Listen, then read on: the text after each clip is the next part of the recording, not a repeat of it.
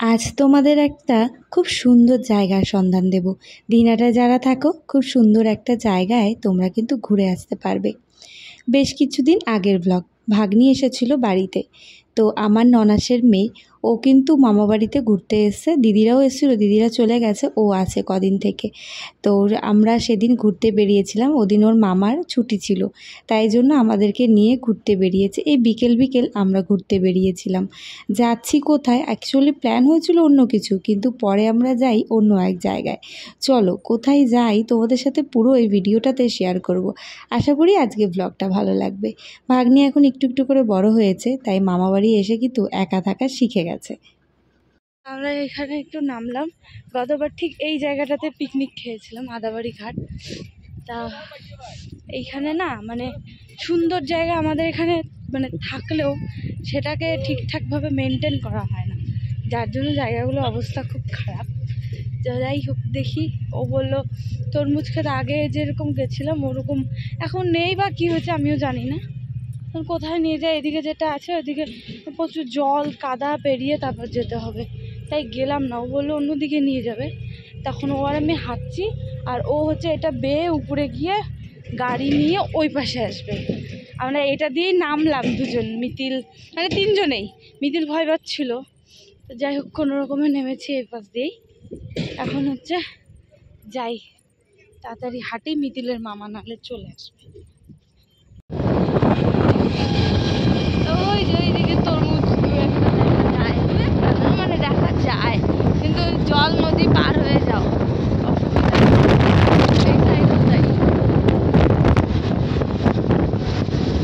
তাই দেখি এখন কোথায় যাই।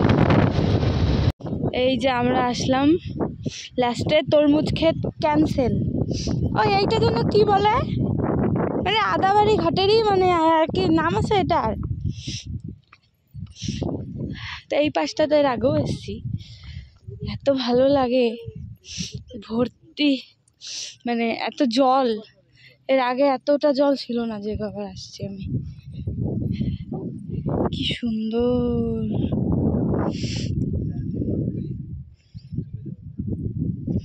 খুব সুন্দর জায়গাটা।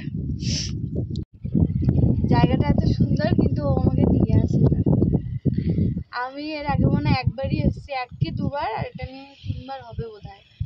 আর এখানেই ওর পায়ের যে লিগামেন্ট ছিঁড়েছিল এই জায়গাটাতে, না এইখানে ছিল, ওই পাশের ঘাট, ও ঘাট ওই পাশের ঘাটটায় আর কি পাটা এখানে মানে নষ্ট করছিল।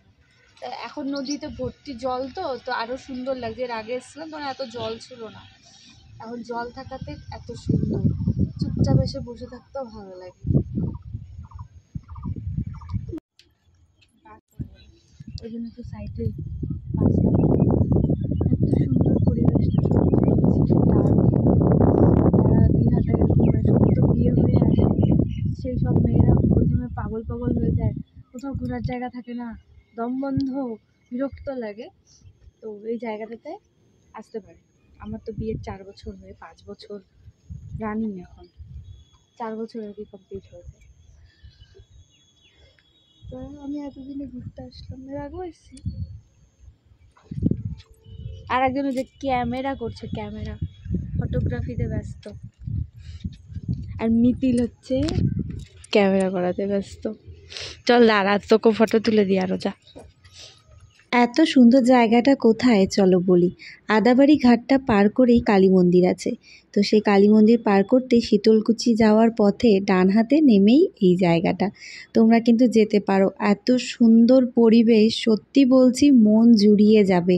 এই সময়টা গেলে এত ভালো লাগবে, কারণ নদী ভরা জল। তোমরা অবশ্যই একবার গিয়ে দেখতে পারো, খুব ভালো লাগবে। এখানে বাড়ি হলে পরে জল হলে পরে ভাইসা যেত।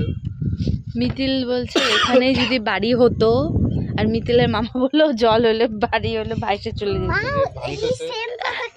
ও মা, সত্যি আমরা তো ভাবি যেন ক্ষণিকের মজা কি বা আনন্দ, কিন্তু এই আশেপাশে যারা থাকে নদীর পাশে তারাই জানে নদীতে বন্যা এলে বান এলে কত কষ্ট তাদের। যাই, প্রায় 6টা মতো বাজে, 6টা বাজতে 10, লাফ দিয়েই যাওয়া যায় তো। হলো আমার কাকার তরমুজ গাছ মিষ্টি কুমড়ো দিই ছোট ছোট ছোট ছোট থাকলে দাও। এইখানে এই কাকার কাছে তরমুজ একদম সস্তায় পাওয়া যায়। আমরা 2টো তরমুজ নিলাম আর 3টে ছোট ছোট মিষ্টি কুমড়া নিলাম, সব মিলিয়ে 40 টাকা দিয়েছি মাত্র, ভাবা যায়? তো 2টো তরমুজ আর 3টে কিন্তু মিষ্টি কুমড়ো, যে হাতে দেখছো এই মিষ্টি কুমড়ো 3টে নিয়েছি, নিয়ে 40 টাকা দিয়েছি। তো এখানে খুব কমে এই কাকা দেয়। তো এই নদীর ধারেই এই কাকার বাড়ি, তো আমাদের অনেক দিন থেকেও চেনা জানা। তো আসলেই আর কি যাওয়া আসার পথে ও এখান থেকে নেয়। তো সেরকমই আজকেও আমরা আর কি এখান থেকে নিলাম। আমি আবার একটা ব্যাগের মধ্যে মানে আমার পার্সের মধ্যে একটা ব্যাগ ঢুকিয়ে এনেছিলাম। এগুলো কেনার প্ল্যান ছিল না, কিন্তু ব্যাগটা কাজে লেগে গেল, নয়তো এত ভারী জিনিসটা কীভাবেই বা নিতাম। বড় যেহেতু 2টো তরমুজ ভরলেই তো বাপরে একটা ব্যাগ ভরে যায়।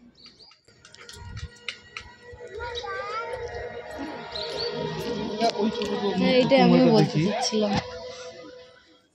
তো ওখান থেকে আসলাম এই 7টা নাগাদ মনে হয় আসলাম।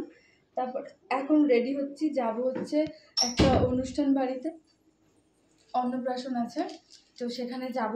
রেডি হচ্ছি, তাড়াহুড়ো করে গিফট কিনে নিয়ে বাড়ি ঢুকেছি, এখন হচ্ছে ওখানেই যাব। মিথিলের মামা রেডি হচ্ছে, মিথিলও রেডি। এবার হচ্ছে তোমার ওটার মধ্যে আমি নিশ্চয়ই চুল আসরাই না, এই যে বাবা মিথিল নিজেকেও দেখাচ্ছে আর কি। আমার এত বড় চুল। তা এখন রেডি হলে আর কি বেরোবো। কেমন লাগছে দেখো।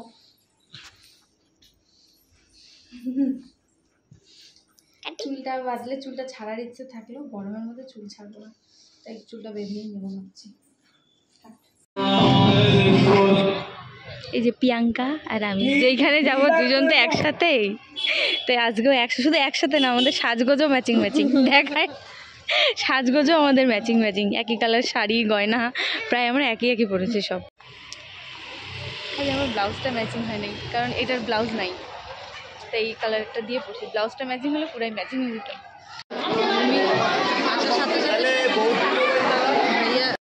আমরা এসছি একটা ছোট্ট পুচকুর অন্নপ্রাশনে, আমার হাজব্যান্ডের বন্ধুর দাদার ছেলের অন্নপ্রাশন। সেখানে আমাদের সকলের ইনভাইট ছিল। অনেক দিন বাদে বান্ধবীদের সাথে দেখা, আমাদের এটা ফ্রেন্ড সার্কেল। আমরা এই কজন প্রায় সমবয়সী বলতে গেলে, তাই জন্য মানে আমাদের মধ্যে কিন্তু অনেক রকমের গল্প আমরা শেয়ার করি, বেশ মজা হয়।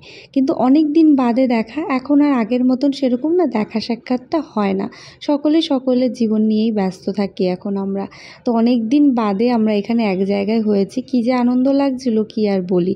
তো সবাই মিলে ফুচকা খাচ্ছি। আমাদের ফটো সেশন না না আমরা ধরবো না, এরকম বেলুনের মতো পাই। মানে এতদিন পর সব কয়টার একসাথে দেখা হলে যা হয় আর কি, অনেক দিন পর আমাদের সবার একসাথে দেখা, সেই জন্যে। গাইস আমরা খেতে বসেছি গাইস, আমাকে দেখা ধর। আমরা এখন খেতে বসলাম, ও এখন কাঁঠাল চিংড়ি দিয়ে খাবে। মানে গত বছর আজকের দিনেই একটা বৌভাতে আর কি আমার কি হসপিটালে ভর্তিও হয়েছিল এই চিংড়ি মাছের জন্য, সেই গল্পটা জানো, আমি আর পুরো বলছি। আজকে ওইখানে সেই চিংড়ি এসে মানে আমাকে তাহলে কত সাবধানে আমার ভয় হচ্ছে, সেই দিনে করতে আরও ভয় দেখা যায়।